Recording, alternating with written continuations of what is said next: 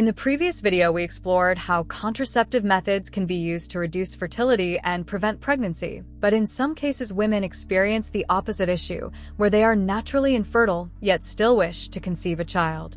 In this video, we will explore how fertility can be increased using hormones, look at how the process of in vitro fertilization, or IVEFF, works, and consider both the benefits and potential drawbacks of this reproductive technology. If you recall from our discussion on the menstrual cycle, the hormone follicle-stimulating hormone, or EFF-SH, encourages the ovaries to develop and mature an egg.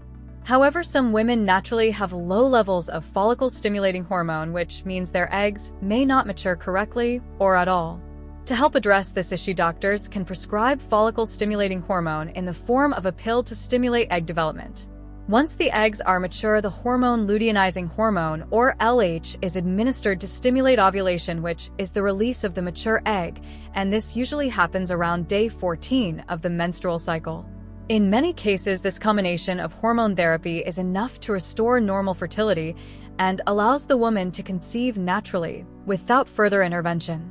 However, if hormone treatment alone does not result in pregnancy, then a woman may decide to try in vitro fertilization, often abbreviated as IVF.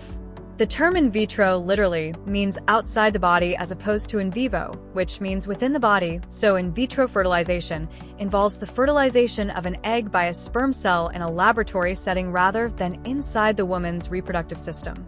The IVEFF process typically involves 5 major stages. First, the woman is given a course of follicle-stimulating hormone and luteinizing hormone to stimulate her ovaries to produce several mature eggs rather than the usual single egg produced in a natural cycle. Once these eggs are mature, they are surgically collected from the ovaries. The next step involves fertilizing these eggs using sperm from the intended father.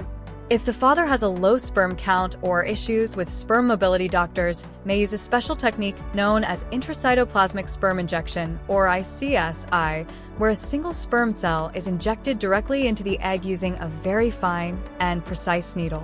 Once fertilization is successful, the eggs develop into embryos, which are essentially tiny balls of cells. These embryos are kept in an incubator for a few days where they continue to grow and divide. After this period, one or more embryos are carefully transferred into the woman's uterus in the hope that at least one will implant into the uterine wall and continue developing into a fetus. If successful, this embryo will eventually grow into a baby. Now, let us consider the benefits and limitations of IVF. The biggest advantage is that it offers a chance for infertile couples to have children of their own, which is an incredibly meaningful opportunity for many people. However, it is also important to understand that IVEFF does not always lead to success. For example, in the United Kingdom, the average success rate for each cycle of IVEFF is around 1 in 4, which means that many couples may need to go through multiple attempts. This can make the process emotionally exhausting, physically painful, and financially stressful. In fact, women undergoing treatment often report side effects such as abdominal discomfort, nausea, and in some cases vomiting. Additionally, because doctors often implant multiple embryos in the hope that at least one will result in pregnancy, this increases the chances of multiple births, such as twins or triplets. While this might seem like a bonus, it also comes with a significantly increased risk of complications, including miscarriage, premature birth, and stillbirth. Another concern raised by some people is that IVEFF often results in surplus embryos, which are not used in the implantation process. These unused embryos are usually frozen for future use or ultimately destroyed, and since they had the potential to become human life, some people find this ethically troubling and object to the practice on moral grounds.